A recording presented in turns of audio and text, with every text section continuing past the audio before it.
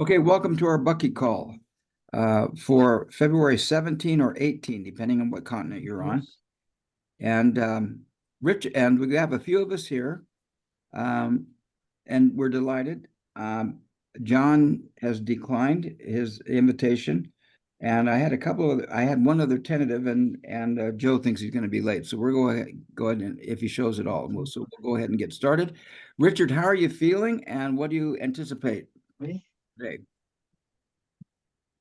Well, I'm feeling pretty good. It's a beautiful blue sky, sunshine here in Calgary, Alberta. At least it was today. It's now evening. Um, I uh, what I would like to do today, what I'm feeling is that I just came off of a Trim Tab meeting this morning, and the guest was David Koski. I don't really know his work all that well, but he is a really into if you want, the mathematics of polyhedra and so forth. And it was a wonderful discussion of working with the idea of the volume of the tetrahedron and two volumes and how it relates to cubes. But the thing that I really took away from that I wanted to share this evening was the importance of educating young people in what was being described as a return to basic sort of kindergarten ways of learning.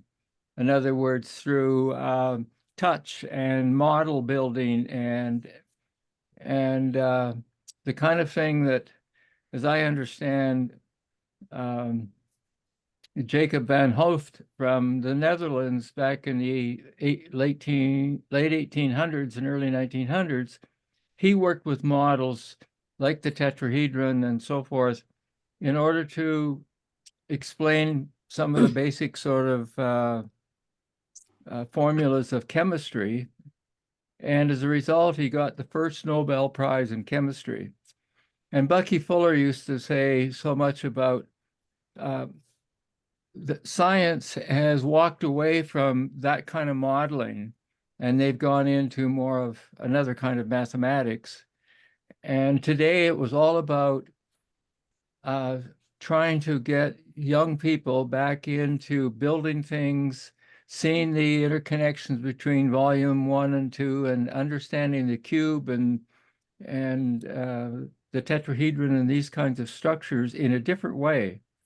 And there's a lot of tools now, um, sort of building types of tools, one of them being the Zoom tool, where you can really build things and try them out.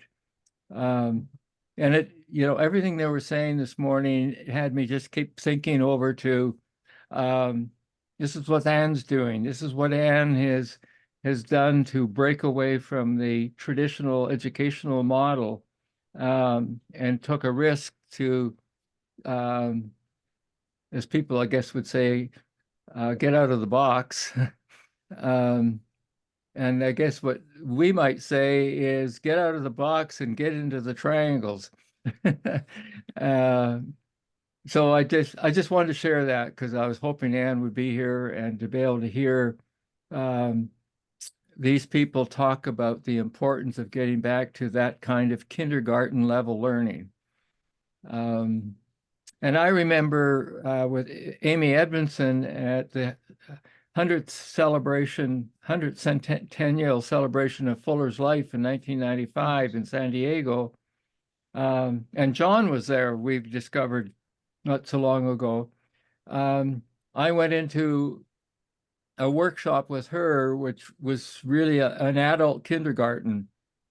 She had us playing with gumballs and toothpicks, and it was embarrassing for the adults to do this in the beginning, and then they got onto it, and their inner child started to come out, and they really enjoyed the workshop of just hands-on building, trying something, putting it together.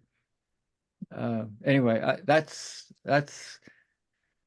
I guess that's what I wanted out of tonight, was the opportunity to share with especially Anne, and now that Julian's here to share with him as well. So, Anne, I'll turn it over to you. And how are you feeling? What are you wanting to get out of today? Yes. Hello. Hi, everybody. Good morning over here. Good evening to you. Yes, thank you very much. If you really want to get me started on education, I'm going to take a while, right? But I think what I'll do is I'll give you a nutshell as to what we have done, and how why Buckminster Fuller and this our group, the meetings that we've had has resonated very much with me. First thing was we didn't even think outside the box. We literally threw away the box, because we went, and then we didn't. The one thing that we did was not to start education from the beginning. That's the biggest mistake everybody makes, because the children are really young. They say, okay, they cannot handle this. You got to teach them simple stuff. But that's not how kids learn. You observe them on the ground. That's not how they learn from the get-go. So what we did was, first we went through the whole process of figuring out how to explain what we're doing. That now we can tell people that we reverse engineered the whole process. Like, we went into the future, not our future or the now. We went into the children's future once they graduate, and then 20 years thereafter. So you're looking at, if you look at a child who is 7 years old going to grade 1, or 6 years old going to grade 1 right now, they will not graduate until 15 years later. Nobody even knows what that future looks like, right? And so we went 20 years beyond that, and we literally worked backwards all the way down to kindergarten. So there are a couple of things that we realized that we did. One was that this one, my daughter, my eldest daughter, she went through this journey with me since they were young. She pointed out to me that we're actually going back to classical education during the time of the philosophers of the past. I'm not sure whether it was the time of Plato or the time of, but they were doing what is called classical education, which is you observe, you discover, you do, and you discover, right? And that was all lost when we went into the industrial age and education became like a factory thingy. But so we realized we were doing that. And then the other thing we did was, the whole idea of experiential learning, it's been done to death. And people are using it so loosely that it doesn't work. So for us, what we did was we turned everything the kids are learning into an experience, okay? When it is an experience, you anchor the learning here, and you anchor the learning in long-term memory. So even at kindergarten level, we went into, we don't look back. We are like, we teach kids everything, and everything is an experience. Even if they're learning drama, it's an experience, because we tie it up with even social intelligence. We tie it up with even performances and learning about other cultures for drama, like they would be learning about Native American Indians, for instance.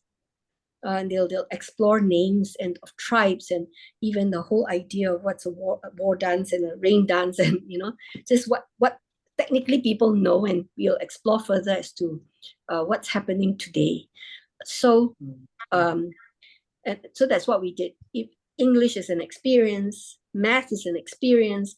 You don't just teach them 1, 2, 3, 4, 5. You get them to do a little performance where they have to count, jumping to the, with the arms, 1, 2, 3. So, but they're counting for real. Or we have this yogurt tea party where they get yogurt, a cup each, and we have all the toppings, and we put down how many of each, like say raisins, and they have to count, literally, and they eat after that.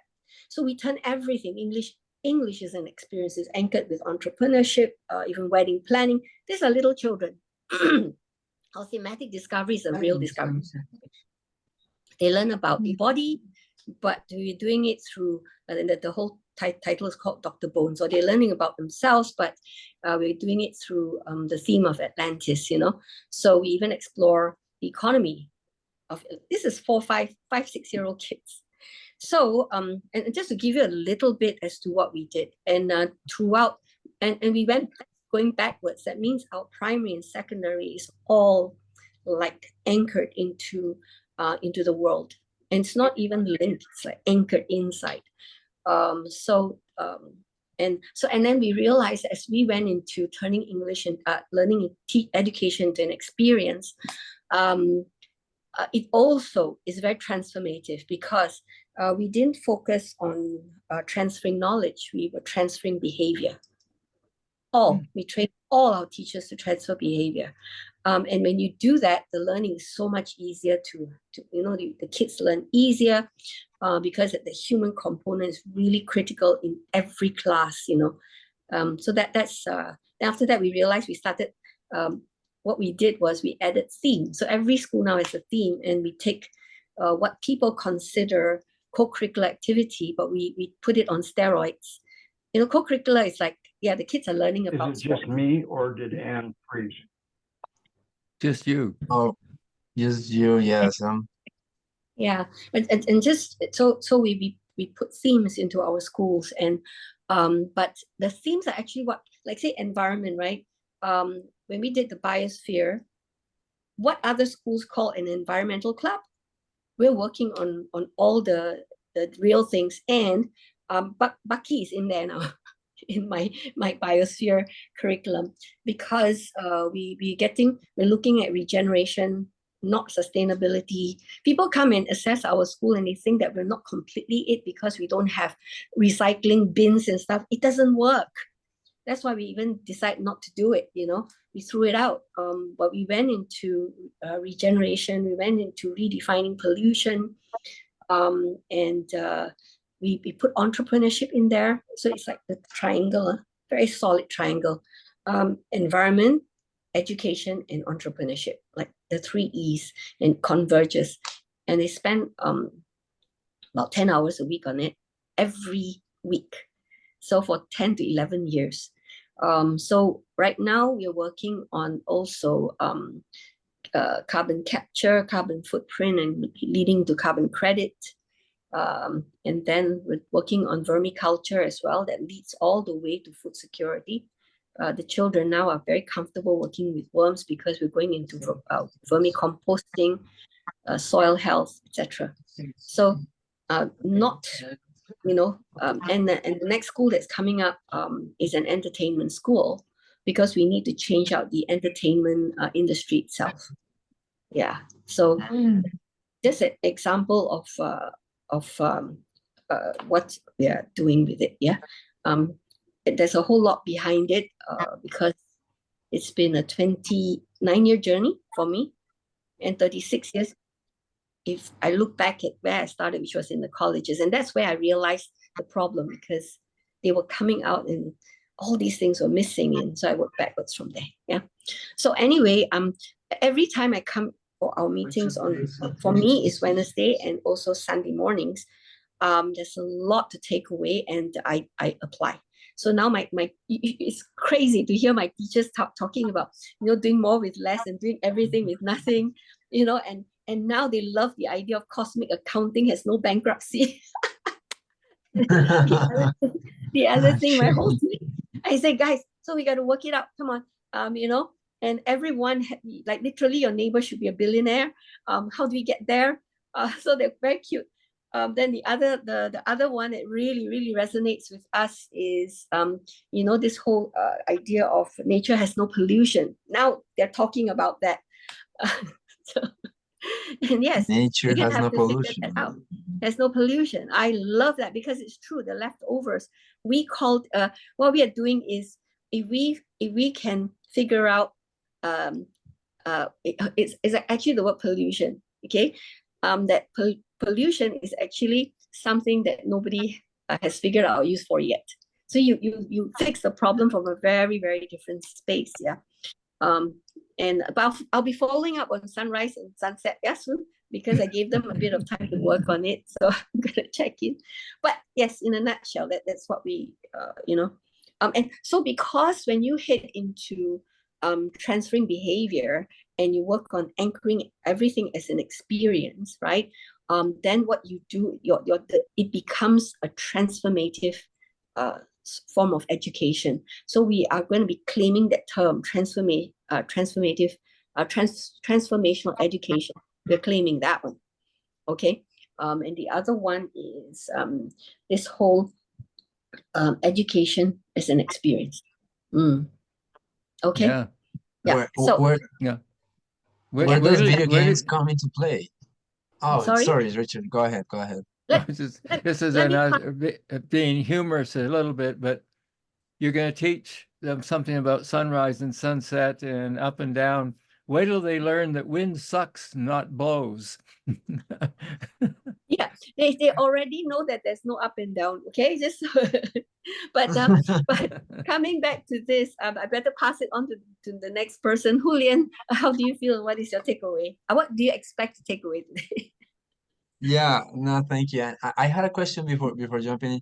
Where I remember you shared with us previously about e-games, about video games, electronic games. In that panorama you just picture, when did that come into, you know, It's already to the, started. It's already started. but Yeah, but we'll where talk. did it came from, you know, like to behind. I know some initiatives come behind the biosphere, you know, and other initiatives come behind the experiential learning, but e-games, where does it come? We actually looking at the whole industry. So it's a whole industry. It's like you call it esports club, but then we put on steroids, you know. The kids literally can go really, really far and look into esports as an industry. That means they can come in even if they can do live streaming, you know, you can make money from there. One of my little boys from 6 years old, he started doing live streaming. And then we also have got teaching careers in esports, merchandising, etc. Yeah, so and then we're collaborating with a company in the UK to provide the certification, because they do have careers in esports, but ours is about the whole industry. But I better not hijack this. Can we will finish the first part, and then if you need questions, I will.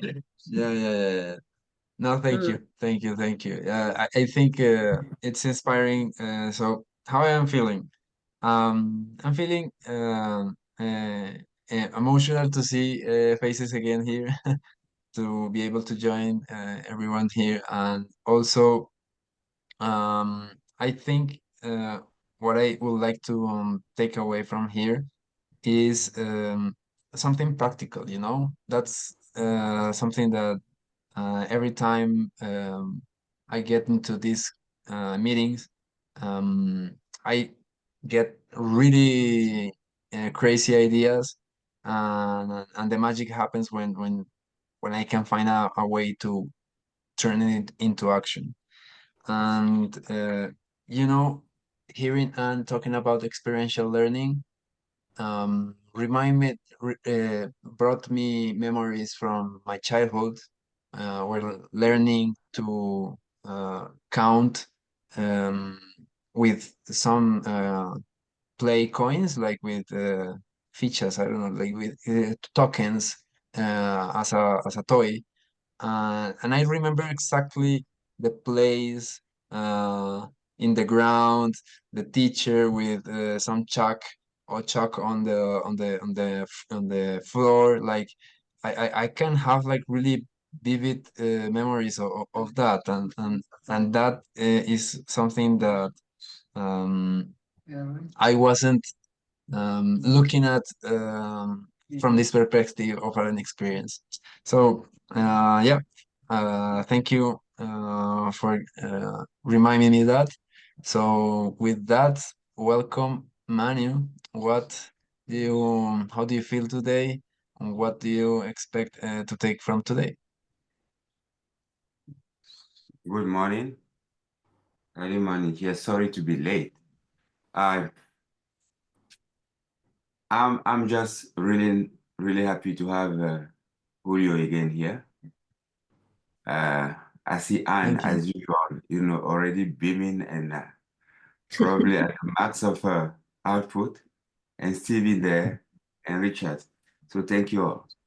I'm just happy to participate and then to listen as much as I can today, and to get out of this meeting with, I will just say, some practical idea. So that's my modest expectation of today. So who's left? This Steve. Hi, Steve. How do you feel about you also? Yeah, I'm delighted to be here and good to see you, Manu. Um, uh, I put in the chat already that Richard has his trim tab group is doing some really good stuff. Which it meets every other week, I think, right, Richard? And then 2 weeks ago, there was a presentation by Bonnie DeVarco, who did a really good overview of Bucky's mission, his inventions, his life, and he goes right along with the critical path. And so I put the link in there for you guys. And I suggest you listen to it at 1.5 speed because it's a little bit slow, and then slow it down to normal speed if you need to. But it's just really an exceptional, like we're reading chapter at a time here. And so like we get the context of a chapter, but she puts, there's an hour and a half where it puts everything in a perfect window. And you can see back to what we talked about in the very opening, the call, you see the relationships of what Bucky's talking about, how one thing relates to the other very, very well. While we're reading here in the book, we're knee deep into a particular aspect, but how it relates to everything Bucky did is kind of elusive. So that link is really good, Richard. Thank you for that. And Richard, I'm going to bug you for the link on the one today because the only source I have on the geometry of Bucky is Manu. He's the only guy. He keeps my math and my engineering guys going. And if you have a link that would support me in understanding what the hell Manu is trying to say, I would really like to watch that. So if you can find that and send it along, that'd be wonderful. Hope that's okay. Yeah, I just got it earlier today, so I'm pretty sure it can be shared just like this one was. And Good. And I took the liberty of downloading it and putting it on the Bucky channel, our Bucky channel, on an unlisted basis. So that the only way you get to it is by having the link. So it stays, private within us and doesn't intrude on their territory at all. And I just love what you guys are doing there. Today, we're starting in at part 3, which is chapter 9 of Critical Path. And I'm just real excited to see what kind of depth and where Bucky's going from here as we continue on this book. So without any further ado, we'll go ahead and start with this book. And I like the idea of rotating reading, if that's okay with everybody. Julian, do you want to start reading tonight with us? Read 3 or 4 paragraphs, and then we'll switch off so that everybody gets a chance to worry and fret and listen as well and relax as well. You're going to unmute if you would. Yeah, there you go. For sure. I'm okay helping you out with reading. So let's get start chapter 9, Critical Path, part 3. So without losing sight of all the foregoing, to which I will return later, I'd like to turn out our attention to soil and land conservation and its essential functioning in support of total ecological regeneration, and the work of those who would like to be on the productivity teams for reforesting the world, as well as those working on ways to hold on to and regenerate the fertile topsoils. The people who are concerned in a very major way with the planet Earth as a total crystalline, hydraulic, and pneumatic system. Should we keep going? Yeah, I think Okay. we're pausing just for a second here. And this is almost what what Anne was just talking about with one of her schools, but to consider topsoil and this idea of regenerative topsoil. I found there's I wish I'd remembered it more, but I bumped into this week. There's a particular place in Japan where they built a topsoil that if you just take one handful of it and put it into a bucket of regular dirt, that thing is so rich with micronutrients that it will make the dirt soil. And there's a difference between dirt and soil. And I thought this is kind of interesting here, what you read, Julian. People who are concerned in a very major way with planet Earth as total crystalline hydraulic, as a total crystalline hydraulic and pneumatic system. So the Earth is a system with these crystalline, hydraulic, and pneumatic stuff. Did you do you use that in your school, Anne? Actually, our program, the Biosphere program, we call it Nature Tech Focused Learning, and because we feel that technology has to be a part of it, but it must be led by nature, not led by technology. Yeah, this would be something that really fits right into what we're doing. The other thing we're doing with our Biosphere is we also linked it to the world today, which means we're looking at it. You got to do it as a lifestyle thing and not as a green thing, because if you do anything that's just purely green, parents are going to worry the kids are going to be tree huggers. So we went in the direction of getting the kids to work on urban regenerative issues and urban environmental issues. But the other one, you'd be happy to know. Sorry, I've got delivery. Give me a minute. Sorry, guardhouse boleh kasih masuk ya? Thank you. Okay, so the other thing we're working on is okay, we're talking about nature. And Bali, we're opening another school now, so we are going to have the second school for Biosphere. And that one, we're not just doing. We cannot bring the urban thing there. We're actually doing nature and the soul of Bali, yeah, and anchoring it more with the culture in Bali. So, but there's going to be technology, because technology will just make the thing happen, or science, yeah. In this case, like crystalline, hydraulic, and pneumatic systems, and whatever else we're using technologically, is actually going to make it happen just faster and bigger, and to amplify the thing. Yeah, does that? Cool. Yep. Any comments or questions?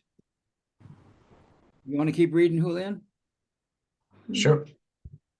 So, let's keep going. We can harness great streams and let gravity pull water inward to the sea, while returning and reducing the runoff of topsoil carrying water.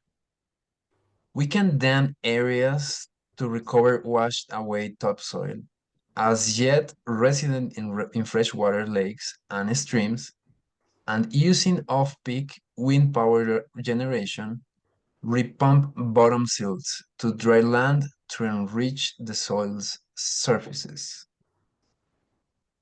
I believe we can stop there because what is the runoff of topsoil carrying water? Why he mixing those three things? Like, If you have a normal terrain that's been developing over a period of time, and human beings go chop down all the trees, and the trees are protecting the undercarriage, the mycelium, and the other kinds of small plant growth. When you chop down those trees, that gives no cover for those other plants. And so what happens when the rain comes, all that soil that was held by the trees and by the bushes and by the mycelium gets washed down out of its normal place and starts to pile up. And the water carries this topsoil off and puts it where we don't want it. And then his one idea down there is that we repump bottom silts. These are things that have dipped into the bottom of a lake. They've done the runoff, so we use pumps to send it back up to dry land to enrich the soil. That's the idea. Okay. No, great. Thank you for the explanation. Yeah, and if anybody has a better explanation, please, we're open for it. If you're ready, you can continue there. Yeah. So Mm, the engineering and planning teams of our post 1980s, 1990 world crisis period will look at our whole planet only consideratively, whether dealing with the conservation of the soil or with how to employ gravity hydraulically, that's a bit Hydraulic. tangling, how hydraulically, okay, You're doing in great, an Louis. omni-intelligent and omni-considerate manner. For instance, to irrigate most effectively, never again thinking in terms of individual local economies or individual material advantage terms, but thinking only in terms of the integrity of eternally regenerative universe as aided locally by total planetary ecology support and thereby omni-human support in respect to omni-human support. In respect to optimum omni-ecology conservation, there are some immediate past history experiences to be considered.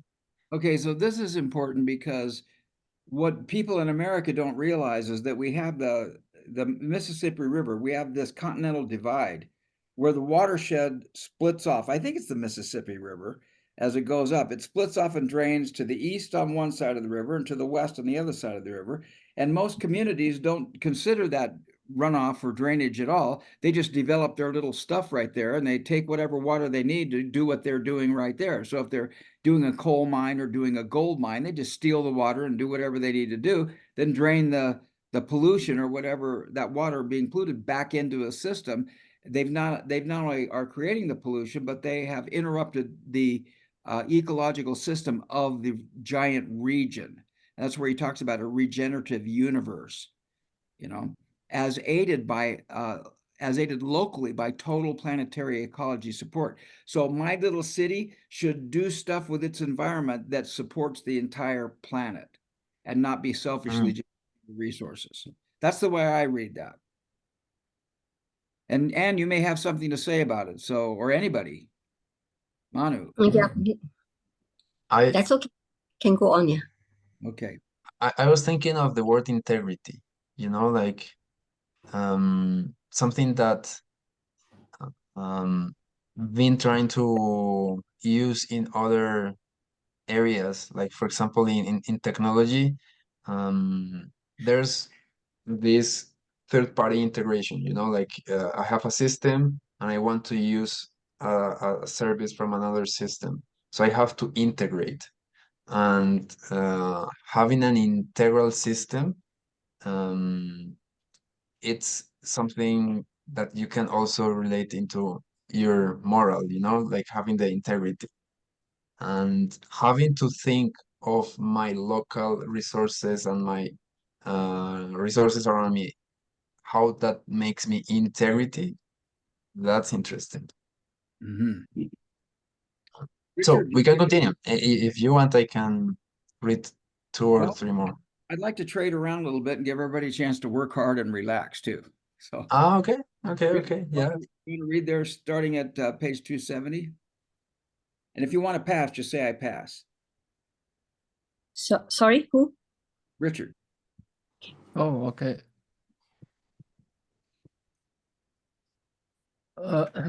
As recounted in our Legally Piggly chapter, during the time of the 1926 bad hog market, which led to the 1929 crash, which led in turn to the 1933 New Deal, after all the farmers had been displaced by the banks foreclosing on their farm mortgages and their farm machinery, they no longer worked and irrigated land dried out, and the windstorm dust bowls began to grow and to blow away the topsoils.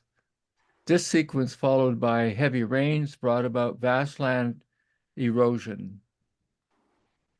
The 1933 inaugurated New Deal instituted a program to rebuild the soil and get the farmers back on the land. They erected what they called shelter belts, produced by high hedges, usually produced with swiftly and thickly growing Osage orange trees. augmented progressively with other varieties of slower but higher growing bushes and trees. These high hedges enclose square sections, quarter square miles, potentially rich farmland. These shelter belts wrought miracles in recapturing the as yet wind-borne soils and new daily stardust receipts of our planet. Altogether, they rebuilt the soil throughout the last flat plains and prairies of the United States. Using the knowledge gained in producing the USA shelter belts, the recovery of fertile land from desert in Israel, accomplished 20 years later, was an extraordinary vindication of the New Deal Agricultural Department soil building theory. The Israeli shelter belts were started in deserts with the water capturing eucalyptus trees, all of whose roots collect local groundwater. In the shelter belt growths, there is a decade-long series of planting of different kinds of tree and bush growths, which growth finally forms huge, high, dense, linear barriers of trees and bushes.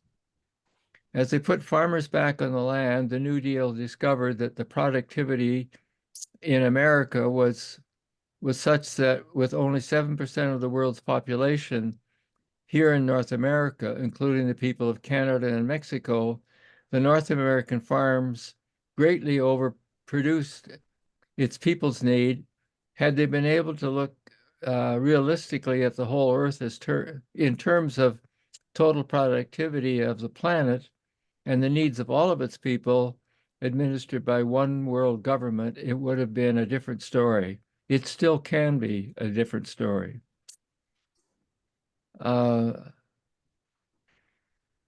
Until after World War II, there was no mechanized refrigeration of railway or highway vehicle transport. From 1900 until 1950, we had progressively re-iced refrigerator cars for railway transport of fresh meat and fruit. So many of the artifacts that now make possible special environment maintaining container cars conditions were not available until after World War II. In 1933, the technology was not yet suitable for serving the rest of the world's food needs from America. So farm overproductivity became frequent. In the game of food marketing in America, entrepreneurs gain money in minutes of market trading, the major portion of the real self-worth wealth produced by the farmers' year-long labor. For instance, cattlemen produce the original cattle that sold to the feeding and fattening farms in a series of price markups before the food finally reaches the dining room table. Of the present price paid by you and me for beefsteak, the cattlemen receive only a small percentage. Incidentally, all of the corn and other grains fed to the cattle to fatten them renders these grains and kernels saleable as fat for prices tenfold what they would bring simply as grain. The fat is useless to the buyer, but the hoax myth that it makes the meat more palatable makes it impossible to buy the beef without the fat. If all the corn and grain going into the useless fat were converted into alcohol for driving our cars, it would take care of much of our energy fuel needs. Cool. Mm. Any comments on that? I was struck by his one of the statements he made there. He coined a phrase a little bit. I was quite struck by that, but I don't remember what it was. I should have made a note. I thought I would remember. Anne, do you want to read? Sure. Okay. Right there. That would be until after World War II, there was no. Did we read that already? Oh, did we? Yes, it should be down below in the 1920s. Very good. Oh, Yeah. before you continue, I wanted to make a quick comment. Agriculture to me is something that you can take a look into the less technological development area. And now that I'm reading all of the previews, it's like it's the more advanced technology in the world because it's nature. So go ahead. Thank you. Okay. In the 1920s and the 1930s, overproduction in the USA, farming frequently drove the prices paid to the farmer substantially below his costs, let alone his unpaid for labor and worry. So the New Deal established what is called the ever normal granary, which recognized the farmer as the one to be protected. In the ever normal granary, the USA government stockpiled against periodic crop shortfalls. Under this program, local representatives of the government would seal the farmers' harvests in local grain bins and pay them a fixed price adequate to cover their operating costs. Keeping surplus grain off the market kept the prices up. The New Deal USA government was in fact engaging in an across-the-board price fixing of everything: metals, oils, rents, wages, bank loans, etc. The farmer was paid to keep much of his land out of production, thus fostering productive acreage crop rotation for rebuilding the soil and other sound cultivating practices. For instituting all of those periodically unproductive acreage practices, the government awarded the farmer a generous annual per acre bonus. This is how the government came to pay farmers for keeping acreage out of production, as well as fixing prices so the farmers would not be victimized by the greed of the middlemen. I want Now to for the I'd like to comment. Oh, I go ahead and finish the paragraph. Oh, yeah. now for the legally piggly side of the story. I have my brother-in-law was raising sheep, and he was victimized by all these middlemen who would basically buy the sheep on futures contracts, and they were always getting less than their cost for production. And this is a major problem. When the Glass-Steagall Act was basically removed in America, banks started being able to buy commodities, and they could hoard the commodities. Now, the rules are for the banks, from what I understand, that they can buy the commodities, but they have to move them in 90 days. They can't stockpile and hoard them. But they just create a series of holding companies, and they just move grain around, move these different products around to manipulate the market to their advantage. And still farmers are not getting paid. And I don't know if you guys have heard the news this week, but in India, the farmers are clogging up Mumbai or Delhi, because they're losing money, and they want guaranteed pay for their crop. They feel like they should not have to raise food and then lose money every month and then every year and then take out loans. They want loan relief because they've had loans over the last few years. They want relief on those loans, and they want to get a basic cost guarantee on their product. And this is happening in India right now, this week. So I just thought I would bring that out. Any other comments or questions? Okay, cool. Want to read that next big paragraph, Ann, if you'd like. Okay. During the half century since 1926, another set of Class 1 evolution events occurred, which often seem to be the only humanly planned and contrived Class 2 evolution. In the legally piggly chapter, we noted how the farmers' machinery was seized by the banks when the banks foreclosed on farms. When the New Deal arrived, the banks owned vast quantities of farm machinery. It was rarely sold back to the individual farmers. They had no money or income enough to warrant a loan to them. Private enterprise mobile brigades for mechanically planting, cultivating, and harvesting were formed and bought much of the bank, replevined farm machinery, which they transported by trucks from state to state, town to town, and farm to farm. These mobile farm operating brigades start in the deep south in early spring, moving northward with the spring and the truck-mounted farm machinery. They travel together in caravans with human mechanics aboard to operate the machinery, which they unload at their local stops. Their crews occupy all the motels in the small farm towns along the way, plowing and sowing seeds all the way northward. They turn around at the northern borders of the USA and return to the south to progressively reap the now ready harvest with their CB radio telephone interlinked reaping machinery crews. The grain harvested is now stored in the former ever normal granary bins. The mobile harvesting teams managers then go to the local banks and are given certificates of receipt, which they then forward to the offices of the no longer locally resident owners of the farmlands. These owners are no longer farmers or even non-farmer individual humans. They are great business conglomerates. Any comments or questions? Manu, you feel like reading this morning? Okay, I can go on. But before that, a comment, just Okay. to see that was discussed in the previous paragraph happens even today. We've seen that in the housing market, where you have speculation, then reckless lending, then bankruptcies, then repos, and then having this conglomerate buying housing, using pension funds and all those things, buying houses and creating more and more disturbances. I think maybe Steve can comment a little bit on this. He's very, Yeah. yeah. Can you, Steve?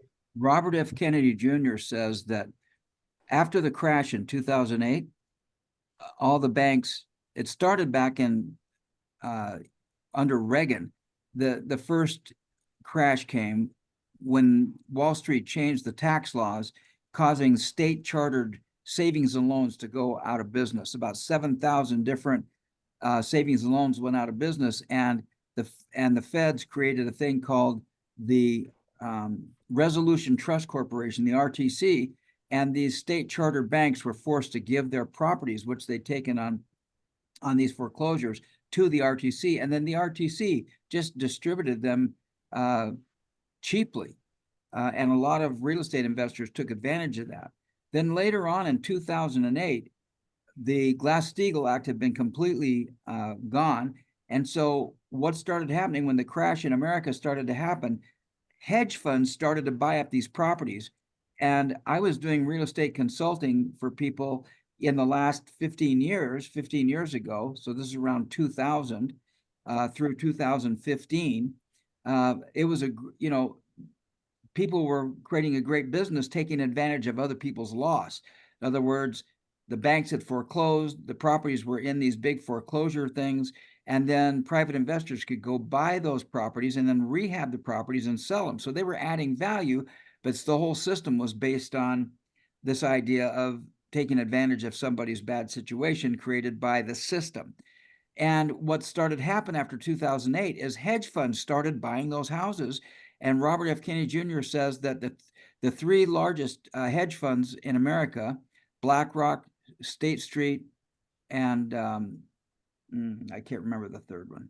Anyway, by 2030, it's estimated they will own 65% of the residential housing in America. And these are the hedge funds representing the banks, Wall Street. And it's pushing, because Glass-Steagall is no longer there, banks can buy these commodities and compete with private enterprise. So that's what's going on. Thank you for letting me hoot and toot about that, Manu. Yes, and further, it's very obvious here, the type 1 and type 2 evolution. Type 2 evolution hijacks ideas of type 1 and distort them for their advantage. In type 1, as Becky was explaining, at the end of it, because of ephemeralization, everybody became a renter. But became a renter because it was no more necessary to own a house, right?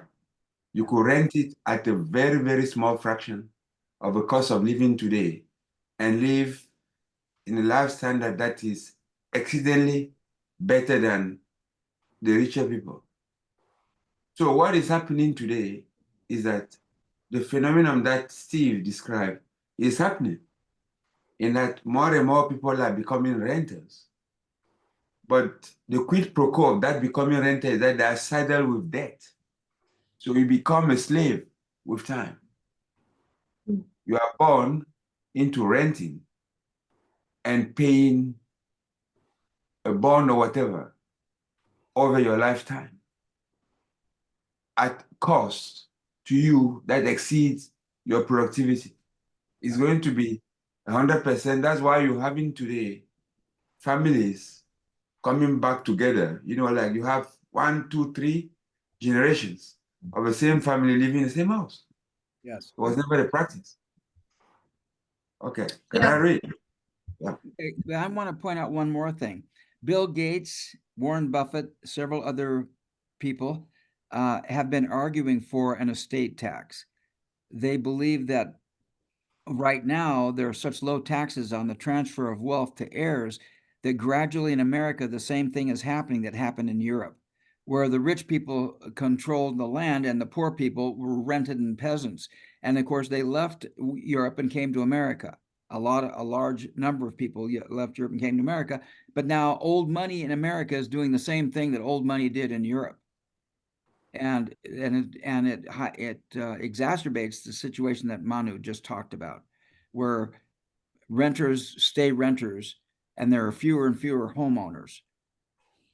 And Steve, yes, Steve, you know, those estate taxes will also, the problem with it is that those who don't really have a lot, right, and the family may have a home, then they find it very difficult to pass it on to the second generation, because usually after one gen, they lose it because they can't pay the estate tax to inherit the property, you know. So that one might need to have a relook at how it's done, because it also makes it difficult, because the rich people can afford to pay estate taxes, but the ones who have like one piece of property, their own home, they want to pass that to their children, they cannot. Yeah. So that's one of those things. Yeah. They'll, in America, allow the homes to be transferred to the siblings without an estate tax. And the problem is there is no estate tax in America. And my point was that Bill Gates and Warren Buffett are arguing that rich people ought to pay an estate tax. That when a guy's developed a business, they should be able to keep that money. But when they die, it shouldn't be passed on to their heirs. There ought to be some kind of distribution of that wealth. You know, that's my point. And I'm not sure I'm prepared to argue it, but those are more details on my point, Anne. So yeah, Yeah, you're right.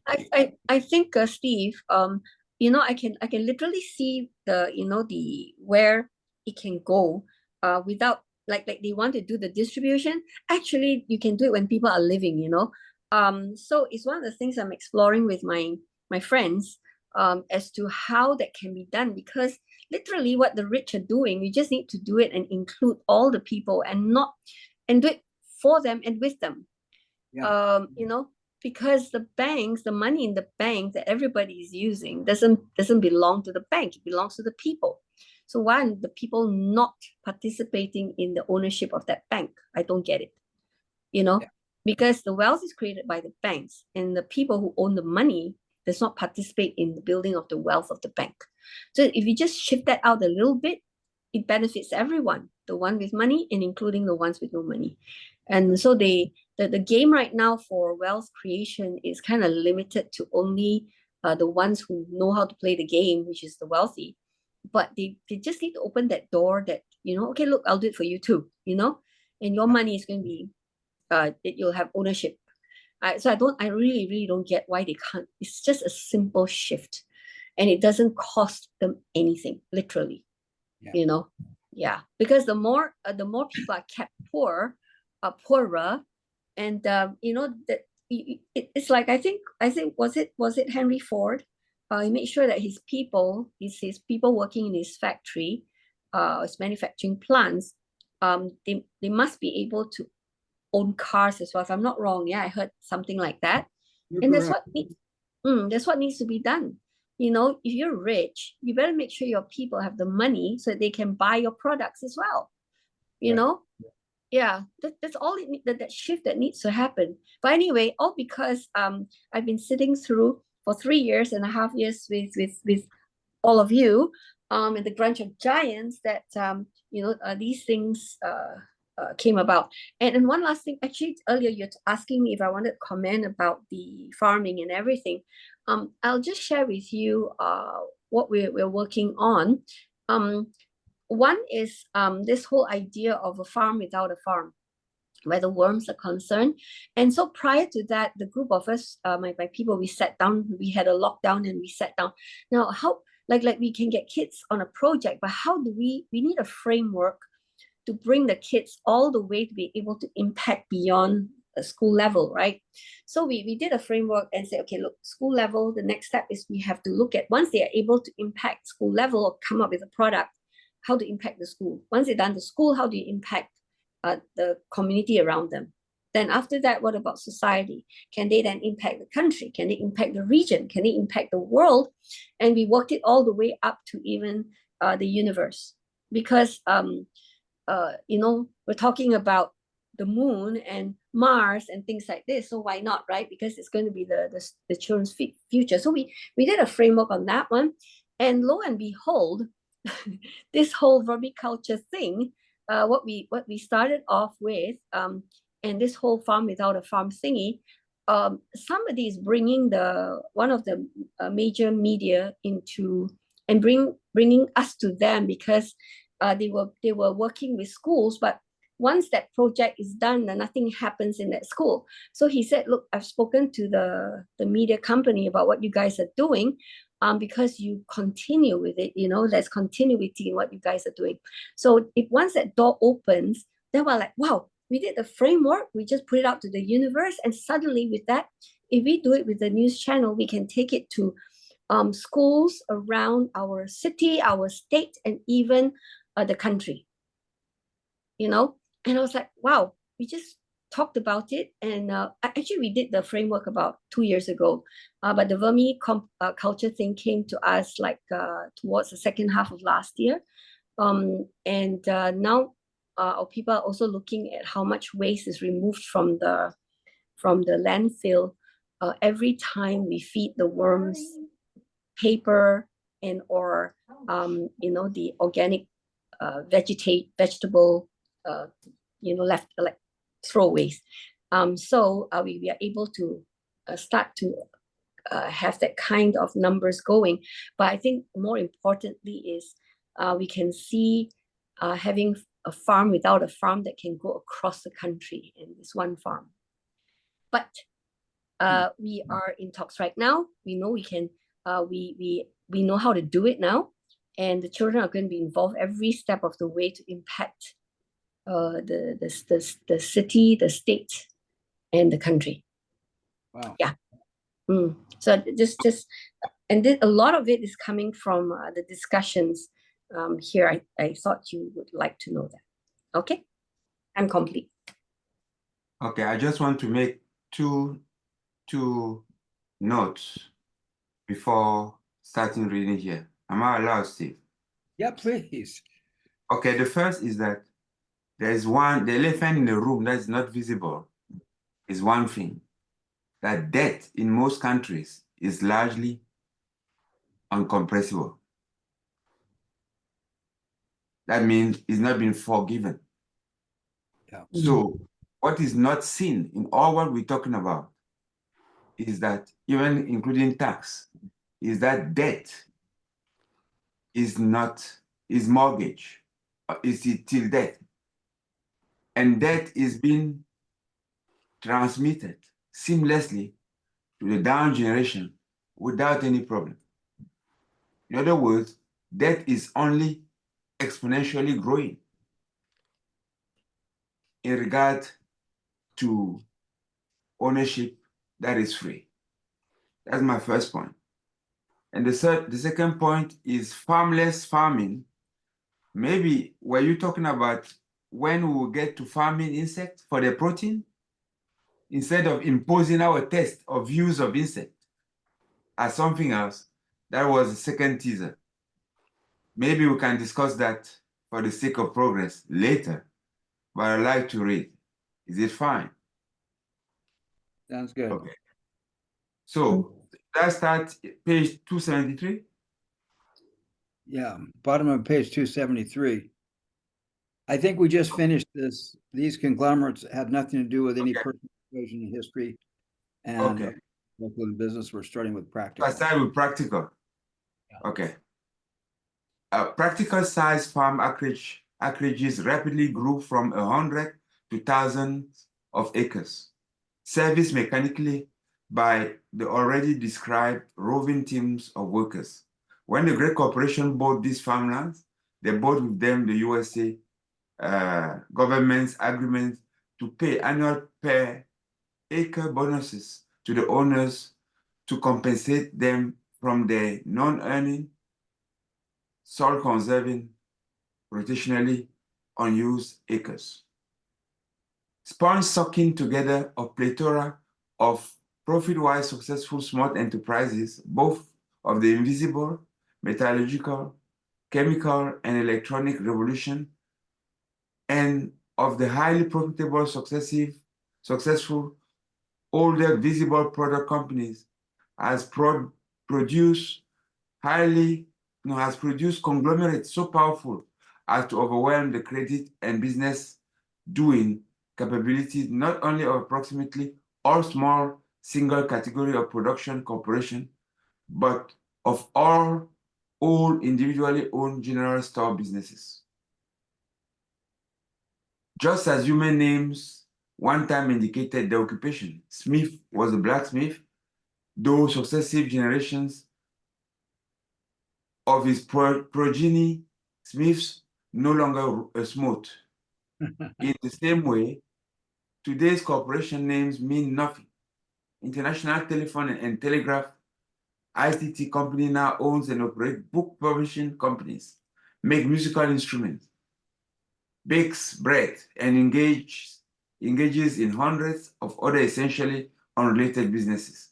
For this reason, these supermarket conglomerate are now adopting multi-initial names and logo without providing the public any means of knowing what the initials stand for. Many of the great conglomerates have such power and size, as for instance Exxon, General Motors, or IBM, that any one of the annual business acreages, value of machinery, numbers of employees, budget, etc., dwarfs the corresponding acreage plant structures, budget, and population of many of the world's nations. Cool. Any comments or questions? Okay, maybe it's my Yeah. turn. Paragraph or two. Go ahead, Anne.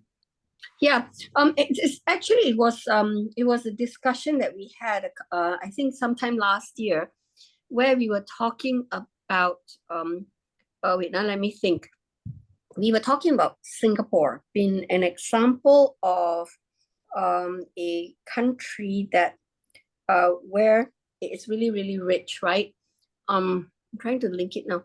So anyway, it came from there that because I was saying that Singapore, the country is rich, but not the people, right? Then from there, the next few months, I was talking to some of my friends, and I was saying that Singapore, they're using people's money, right? They're people's money.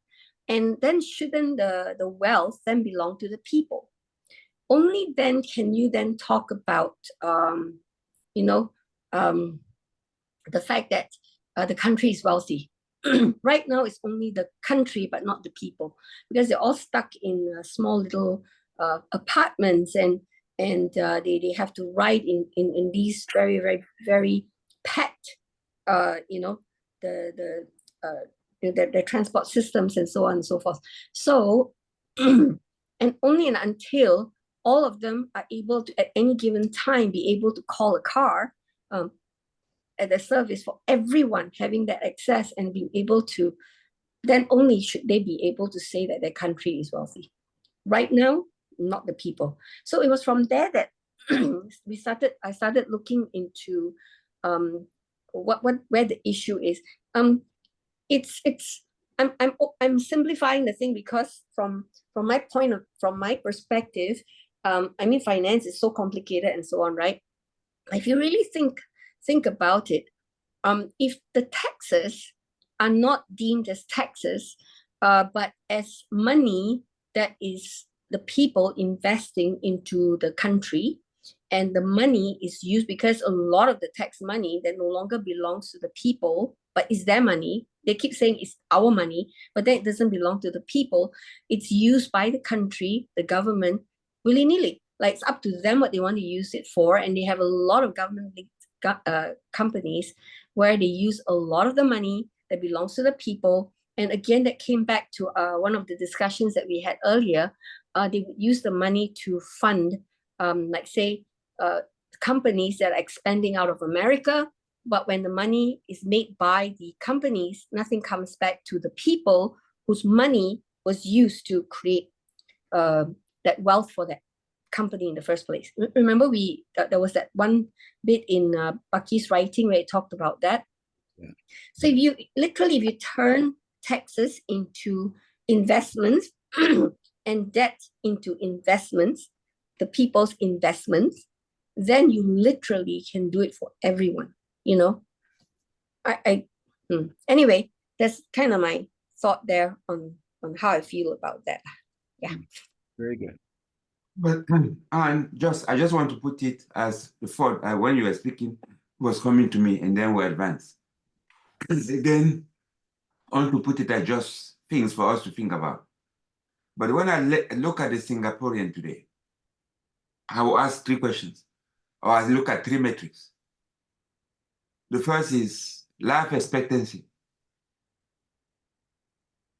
The second is, are they happy? And the third is, what is the average level on indebtedness of a Singaporean as compared to other countries? Right? Because, yeah, maybe they're happy living in a small apartment. Maybe they're happy riding the fastest train, the levitated train, and they don't need a car because the country is so small. Maybe. Okay, those were the 3 points. Yeah, Manu, I can share this with you because Singapore is our neighbor. My sister lived there for 20 over years. So did my cousin. And we go back and forth a lot. Sometimes I talk to the people on the ground, like the Grab drivers. Last time I was talking to the taxi drivers. And then I have friends who are now Singaporeans and they share with us what actually goes on there, and so on. So the first thing for the taxi drivers is this, because many of them are seeing that they are being pushed out of the more expensive part of Singapore, you know, which is the CBD part. And Singapore is really small, and yet they're getting pushed out because in Singapore, only like the top 10% or 20% of students are considered really good. So they go all the way to the universities, and the rest don't really have access to private colleges. Whereas in Malaysia, even if you fail everything, you can still get, you know, and that's just because the education system failed them, right? You can still get back on track, take up certification courses, and you can go on to diploma and so on and get the degree. And you see, Singapore is supposed to be very, very strong in education, right? But they are hiring graduates from all over the region. Like Malaysians, many of my friends, where our education system is seen as less, as inferior to Singapore, but our graduates go there and earn graduate pay when they're taxi drivers, whom if they had lived in Malaysia, could have gone on to college and everything, are earning very, very low. And so they were telling me that they are getting pushed out and they have to live further and further away from the main part of the city itself. The second thing that that happened was that also the access to jobs, access to career, you know, because they tend to put all their very, very strong students in really schools that are very pressurizing, and they come out holding all the high positions. So, and the other problem with Singapore is, this is from the people, my friends who are investors there and also living there, is that Singapore is actually very worried because the wealthy people's children, if the education is so strong, the economy is so strong, most of the children are sent overseas to study. And most of them don't come back to Singapore. So once the older generation is done, there is that concern as to where that wealth is going to go. That is, from the parents' time, it's slowly going to go out to other countries because the Singaporeans have gone somewhere else to live. So I'm just sharing that because my mom's friend, the children are no longer in Singapore; they are in the UK. They're very, very wealthy, and there are many, many like that. So these are the issues, and they're bringing a lot of immigrants into the country where education is seemingly inferior. Okay, so the Singaporeans are not happy. They can't own cars. You have to buy the license to just buy a car, and the cost of that license is as much as a car. Wow. Just that piece of paper is as much as a car, Wow. Yeah, so for you to enjoy the beauty of what's on the surface in Singapore, like means the beautiful trees and lovely roads and it's just beautiful, right? You can't drive a car. You have to travel in the MRTs. Okay? And because Malaysians, we can drive our car in, but we have to pay, of course, toll. There's an amount for if we bring the car and drive during the regular office hours. So when I was driving, I was like, my God, there are no jams here, and it's so beautiful. But then I realized that this is not accessible to the rest of Singaporeans. It's only if you really, really have money. Yeah. So that's just to give you in a nutshell. No, it's not working. It really isn't working. Suicide rates for children is very high in Singapore. Okay. Thank you, And- Anne. Can I read? Yeah. Okay.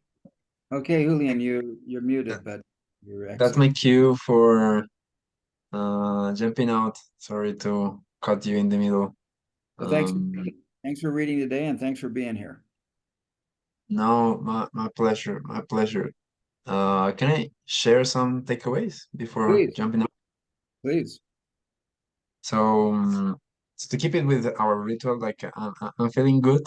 I'm feeling good from nurturing all of these conversations, very nurturing conversations we had today, and I definitely can relate in somehow the same concerns, similar concerns that you and were telling.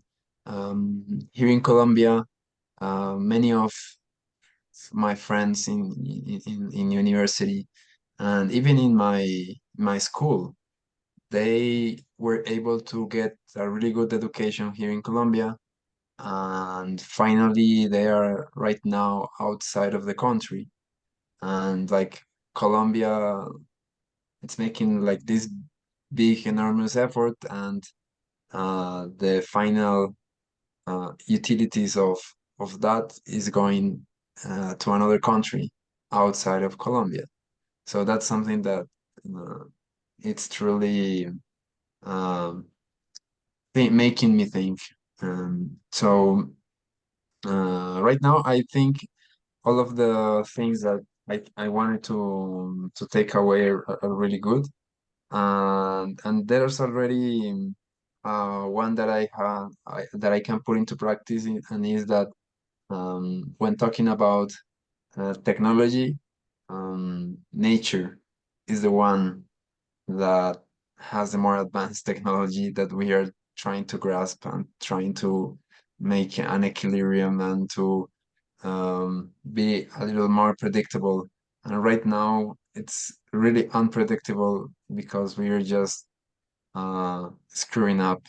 And one last thing, resources are coming into like one single place, like from a lot of places, it comes to one only. And I think abundancy is not having all of those resources in one place. Abundancy is more like having all of the resources available for a continuous progressive, you know. That's what I take away. So thank you very much, everyone. And really good learnings, and nice to hear all of you. Please enjoy the rest of the session. All right. Bye-bye. Oh, wait. If there are no other comments, I'll continue to read. A man named Edward Higbee was the first ever to write an article on this subject for Time magazine in June 29, 1962. Pardon me, pages 10 and 11. Everyone at the time assumed that the American farmer was on the land and was a great political power. As I've mentioned earlier, when I was young, 90% of humanity in America lived and worked on farms. There resided this great grassroots votes. Today, only 7% live and work on farms. Higbee caught on long ago to the fact that the farmers were no longer living and working on the farmland, though all the politicians in Washington thought they were on the land. The politicians were misinformedly doing everything they could to curry the voting favor of those vast majority of the population farmers supposedly living and working out there on the land. There were, however, almost no real live American farmers out there on the farms whose votes they could curry with their favors. In a magnificently well-written two-page article in Time, Higbee suddenly brought some, but not all, of the politicians to the realization that their picture of the farmer was mistaken. Many of the politicians found it worth their while to maintain the old picture in the public concept. It provided invisible latitude for their wheeling and dealing. Because everybody was living in cities thousands of miles away from the farms, the public illusion that all the farms were being lived on and were being worked by those farmers has persisted to this day. The illusion persists despite the fact that superhighways and automobile touring Americans drive and fly over more frequently across the vast farmlands of the country.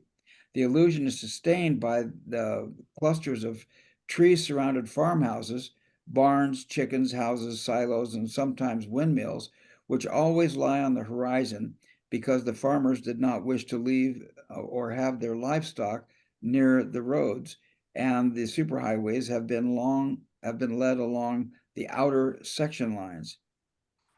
The fact that they are unoccupied cannot be seen at remote distances. Once in a while, one of these farms is occupied by a conglomerate superintendent. The smoke from his house implies that all the farms are occupied, seen from airplanes, and the same illusion exists. The largest pork production company in America is in South Carolina, and it happens to be owned by a Chinese corporation.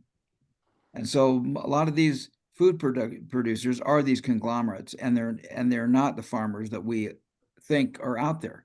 These are corporate farms. The big corporations have been taking advantage of all these favorable to the corporations sentimental illusions of the presence of farmers gaining along their enormous uncultivated farmland acquisitions, large subsidies paid by the U.S. government for farmers, in quotes, rationally unused farmland acreage. Billions of dollars of government subsidies now go to the conglomerate farmland owners. By the way, I heard a recent thing that Bill Gates is one of the largest farmland owners in America. Crazy stuff. I'll read one more paragraph. In the Legally Piggly lawyer capitalism controlled time of Eisenhower Assistant Secretary of Agriculture Butz said, "You conglomerates can cut out all the green belts.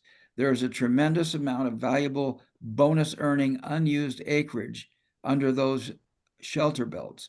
Suddenly, all the shelter belts were bulldozed away so that the conglomerate farmland owners could now legally claim the bulldozed into existence unplanted land will be withheld will be withheld production acreage, upon which they could realize very sizable government subsidies. In vain, the new Mennonite and other religious sect farmers of Kansas's and other states, corn and wheat lands, complain about the returning Dust Bowl occasioned by the bulldozing away of their shelter belts. Let's see. It would normally be Julian. Richard, do you want to read again, or should we pass it on to Anne? What do you want to do? You want to read? You're on mute, Richard. Sorry about that. Okay, Is the start right at the top there? right at the top.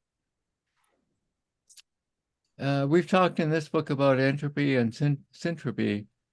The entropic stars exporting energy as radiation, and the syntropic loci in universe where energy is being imported and converted from radiation to matter. We noted how, despite Boltzmann's brilliant reasoning, the syntropic importing loci of universe have not been scientifically accreditable as existing because they are astronomically invisible. They are invisible because of not giving off any radiation. We note that the planet Earth is one of those syntropic energy importing places, the only one we know of, where the entropic sun radiation is constantly being impounded by the syntropic photosynthesis of the vegetation and converted from random radiation receipts into beautiful, orderly molecular structures, matter, with other living creatures and organisms, in turn consuming the vegetation-produced molecules and thereby syntropically growing physically by themselves, producing the large numbers of chemically orderly molecules. We observe this great syntropic operation pattern to be manifest in the natural ecology of our planet. Some of the business people described in Legally Piggly and others in political bureaucracies are willfully entropic, arguing that the ends justify the means. For instance, almost all business people undertake to make all the money they can in as short as time possible, both for their stockholders and themselves. The money they make is not the medium of exchange, gold, silver, and copper coinage, but the entirely abstract, matterless numbers of digit dollars entered into their respective legally valid credit accounts in the bank ledgers, or as manifest in the stocks and bonds portfolios of individuals certifiably owning the corporate shares. Such abstract dollar entropic worth making is the antithesis of syntropic energetic wealth making by producing more service functions with ever less weight and volume of material, or by vegetation and its physical growth by ever multiplying and regenerating molecular structuring. The business and political entropy occurs in many ways. For instance, to make the most money with the least cost, corporations put fumes in the sky and other wastes. Oh, geez. Whoops. I don't know how that happened. Let me see. Other wastes. There we go. And they put other wastes in the sky. Where'd we go here? Where did it go? Okay, there it is. Yeah. And other wastes into the sluiceways.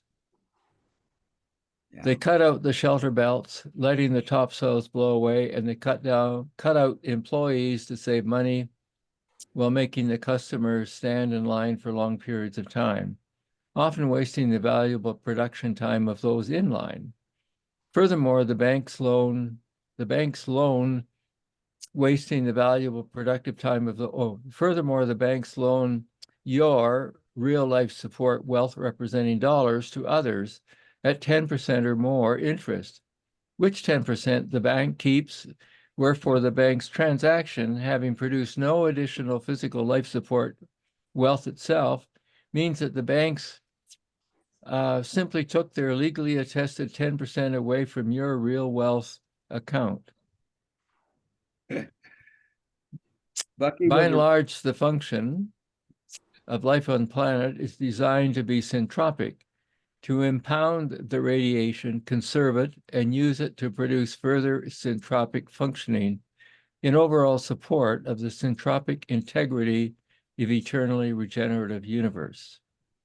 The tendencies of many human beings wanting to cultivate the soil, to care for the animals, the drive of artists to create and of artisans to build or inventors to invent and develop time and trouble savers for others, all are manifests of the designed in syntropic propensities of humans. The generous, compassionate propensity of humans is primarily syntropic. The selfish are entropic. In order to keep universe regenerative, nature has placed human beings on this planet for their syntropic functioning. Boy, what a strong message in there of Yeah. continually repeating to somebody, even in, you just say the young kids in schools, say you are syntropic, not entropic, make it into a verse, build a song. Syntropic is the way, entropic, go away. Please do not stay while syntropic shows us the way. You're a poet. That should be the morning sort of ritual for every school class. Yeah. Right. Listen, and his One of the most important spiel yet is least amazing. understood. His spiel is amazing. And I've recently discovered from Vertasium, which is a really good physics podcast, a really amazing link here on entropy, and stressing this point about how entropy makes syntropy possible. And it doesn't focus on, I usually think of entropy as a bad thing, it disorganizes everything and makes everything suck. But it's really entropy is a critical part of what makes the universe function the way we are, and the syntropic parts of it are essential. So I love that you read that, Richard, and I've added that link to the chat because I think that link it says scientifically about the nature of the universe, what Bucky just described in terms of the nature of human beings. So that's quite profound. I'm complete. Yeah, I think that one thing that he says importantly, he was describing what he calls anti-entropic endeavor of humans. He says, locally,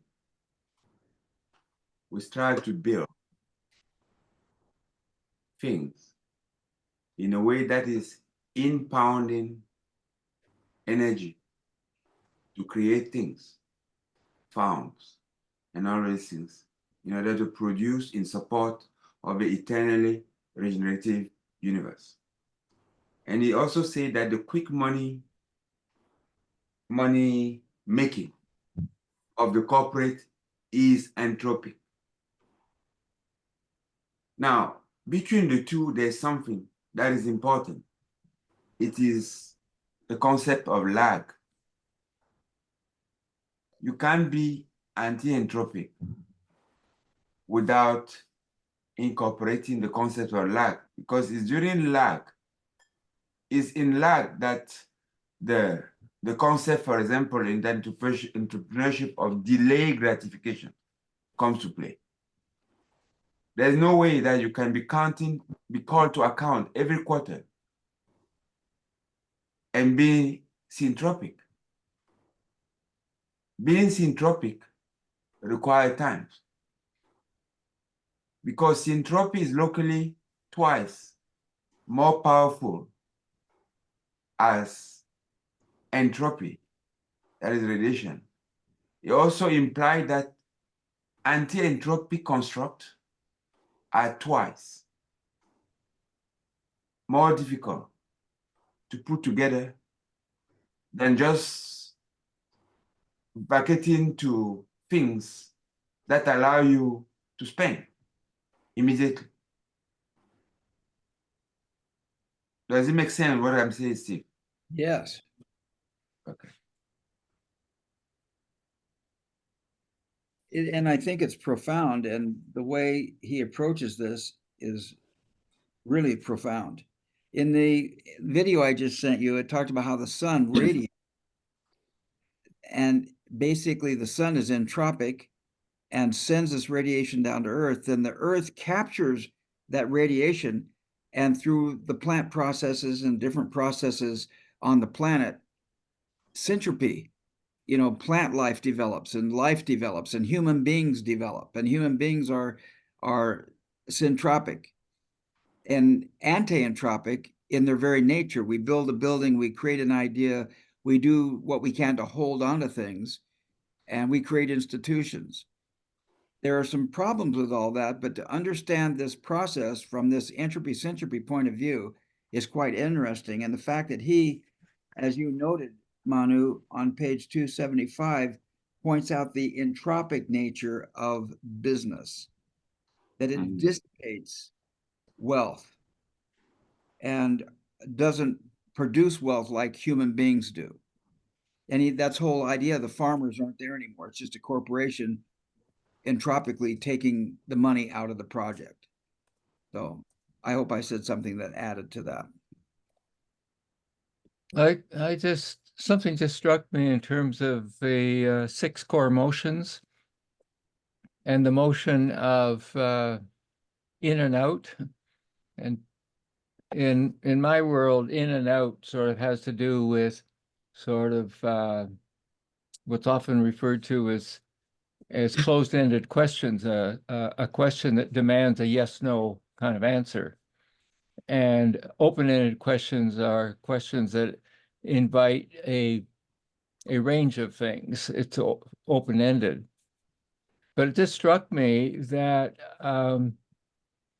in what we're talking about right now is the Earth takes in the entropic sort of radiation from the sun, converts it and sends it out in a syntropic way. So there's the relationship between the sun and the earth is in the motion context, in and out, draws in from the sun and out into the world in a syntropic way. Does that make any sense? Yeah, and that's exactly what that Vertasium video explains. Mhm. That the electromagnetic radiation, the photons from the sun come to Earth, and then the Earth rearranges all that stuff. And the question that he asked people on the street is, how much energy the Earth receives a quantum of energy from the sun. How much energy does the Earth radiate? And the answer is it's equal. The Earth radiates as much as it takes in, which is very interesting and relates, I think, directly to what you just were talking about, Richard. But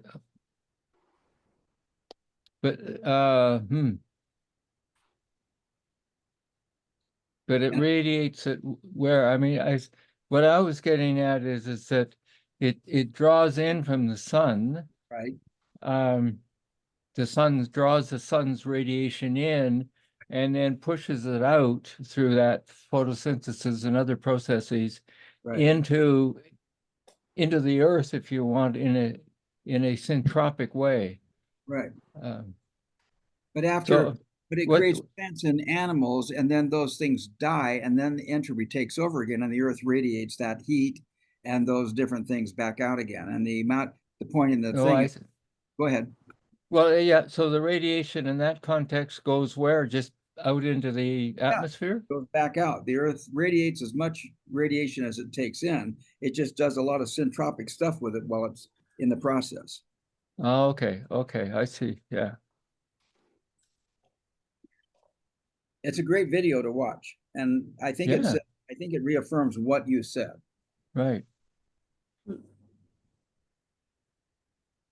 Okay, want to continue reading? I don't remember where we are. We may safely assume. Yeah. Yeah. We may safely assume that class 1 evolution is syntropic and that class 2 is often entropically diseased.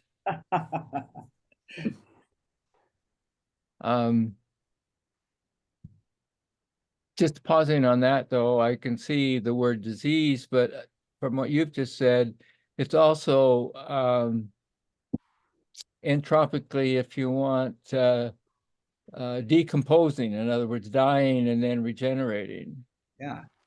The drive to make money is inherently entropic. Okay. Whoops.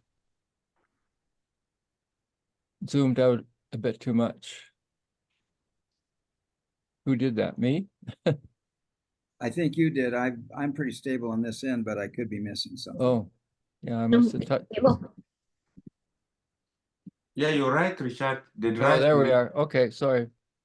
The drive to make money is inherently entropic, for it seeks to monopolize order while leaving uncopable disorder to overwhelm others. We must remember that the majority of those convincedly committed to making money are motivated to do so primarily because of their mistaken conviction that there is a fundamental external inadequacy of human life support on our planet. That has been true until yesterday.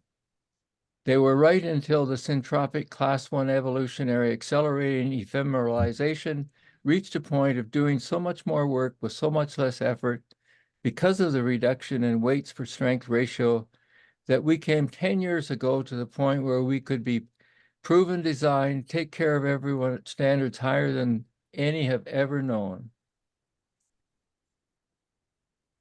Wow. Yeah, that's a powerful Yeah. a statement in the sense that we've done so well, we might as well redistribute it to everybody in that concept of everybody can be made a millionaire tomorrow. And Yeah. that frees them up to then put all their energy into more of this syntropic work.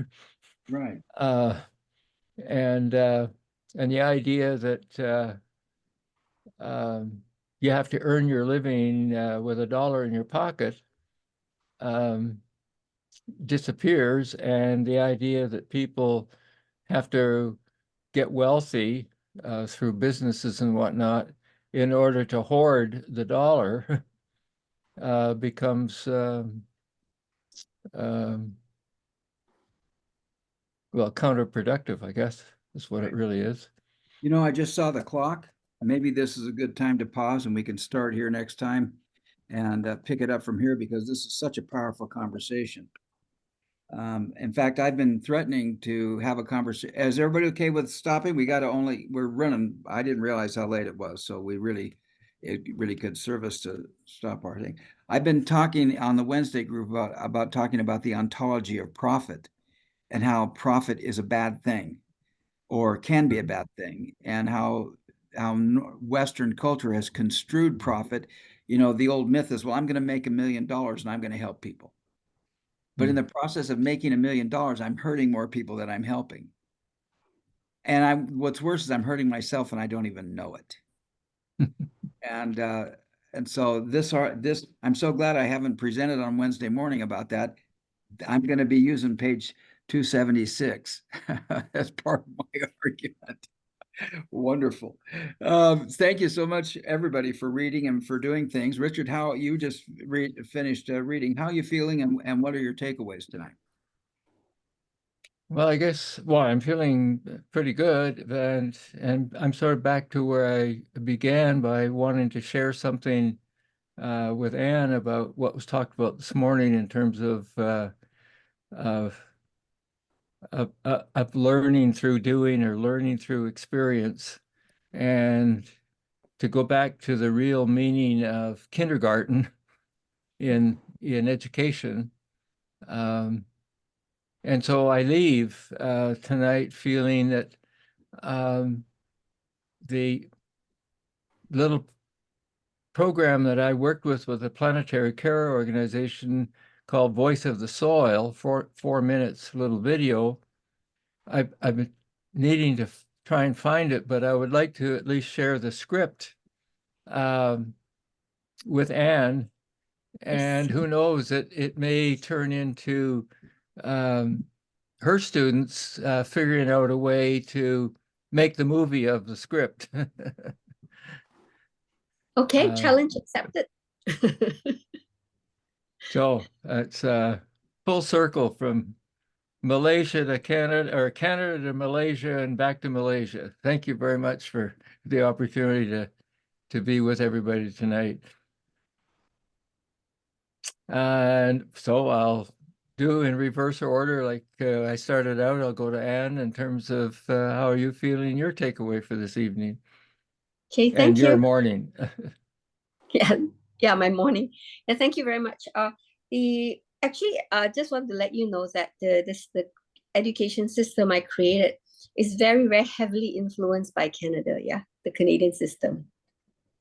Okay, so it's not an Asian one. It's like we knew that this is actually bringing East and West together, and my Western influence is actually Canadian education system. People keep comparing us to Finland, but it's really not. It's actually Canada. Okay, so what I'm going to share with this is there's one other thing that I haven't really mentioned yet, because I was talking about transformational education, all that. The other thing that we realized about children is they learn what people think is that learning one thing at a time. Like if you want to sing, you must know how to read so that you can read the lyrics in order to sing. You know, that kind of concept, but it's what they make children do. But the point is you don't. So if you look at them learning from YouTube, they sing, they dance, and they learn all the words, tune, everything all at one go. And so we have actually come to the point where we are calling it multidimensional learning. And because every time we talk about second, third dimension and fourth dimension and standing there and where we are looking at, the more I realize that literally the kids need to learn in a multidimensional manner. In this case, maybe not in terms of the spatial dimensions, but like you have academics is one dimension. The other dimension is the human component, and you bring in, all these other abilities and skills, and they are learning. Like you're combining multiple subjects together, and you're combining multiple human capacities together. And we even came up with a way that we want to assess, but we haven't done a manual run of it for assessment, and we actually call it the 4D personalized assessment system. But we know what we want to do. We've already worked it out, but we haven't tried it out manually yet. Yeah.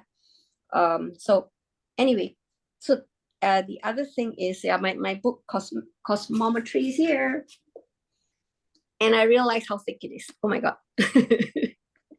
Okay. Got a lot of today as well. This whole idea of entropy, syntropy, and anti-entropy, I really love the concept of all three. And so that's my takeaway. Manu, how do you feel, and what is your takeaway today? I feel good. I think that it was a very rich session. Thank you, Anne, for all the contribution. Richard, Steve, it was very rich, and also Julio, who left earlier. My takeaway is one big thing from what Richard said. Richard said he talked about hoarding of dollars. And then I just pondered at that. Hoarding of dollars, but dollar is debt. And debt is made incompressible. You can't reduce debt. There is no debt for forgiveness in the modern world. So debt is made non-ephemeralizable. Let me repeat this. Debt has been made non-ephemeralizable. It's been taken out of a field of application of ephemeralization because it cannot be reduced. Yet we are hoarding debt in dollars. is irony. And Becky talked about it, and many people come to this concept. You remember what they define as real money? You remember we read that today. The real money is gold, silver, copper, and all these things. That's what they say. Coinage.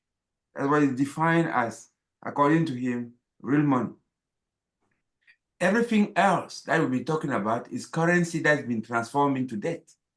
And the whole ingenuity of the financial system is to laden the young guy with debt.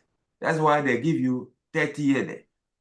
That's why you incur student debt that you can never repay. Right? All of these contribute to making that your understanding of debt excludes its application in the field and process of ephemeralization. That is doing more with less. With debt, you do more, you do less with more. And we unconsciously are fed with that. And our generation, so we're talking about taxing wealth, right? Well, you're taxing wealth? It doesn't exist. That is in the hands of a very few. So you make it, most of the time, younger generation don't even want to get your estate because it's laden with debt in a modern man, right? So to me, I leave it for us to think about. It is, to me, an indictment. And I wonder, I have a friend of mine who say no debt. He does everything cash. Everything. He's not rich, but he's happy. And Kiyosaki says, you really need to be deft at manipulating debt. It's a two-edged sword. If you don't know how to manipulate it, it's going to cut you into pieces. Yep. If you understand what it is, that it is debt, that is a credit of somebody to you, that you intend to apply it to productive means, you can leverage it to several highs. That's my biggest takeaway today. Thank you, Richard, for bringing that. I think that it is a very, very important point that, and if your student could understand what debt, what dollar actually, the ringgit, what it is debt. And that the system does not easily forgive debt. It will pursue to greatest length to make you accountable for the debt that you contracted, even 20 years later. I mean, if you run away, the bank is capable of going to that country and extraditing you back into your jurisdiction of origin in order to punish you for it. Yeah. That's my biggest takeaway. Steve, how do you feel? What do you take away? Well, I'm just so grateful that everybody's here sharing their perspective on what we're reading. I say this over and over again, but I could read this book on my own, but I wouldn't get as much out of it as I'm getting here. I sure love everybody's contribution. This idea of I talked about taxing wealth. Bucky would say that's not wealth. What I'm talking about is taxing the accumulation of wealth, which Bucky talks about hoarding as being entropic and not good. So tax the hoarding, get that money out, because the real wealth is in the people who produce something, the farmers. You and I, we go out and we syntropically and anti-entropically create things for the benefit of other people so that people can enjoy them rather than just have them dissipate in the universe. So I can see I need to redefine the word wealth and be clear about my definition of the word wealth. And I love this conversation about entropy and syntropy, and I loved hearing what you each had to say. Thank you very, very much. I'm complete. So until next time, Yes. see you then. All right. Thank you. Thank you very much, everybody. Bye. Bye-bye. Bye. I'm looking for that link, Richard, from today's trim tab. Okay, good deal. All right, bye-bye.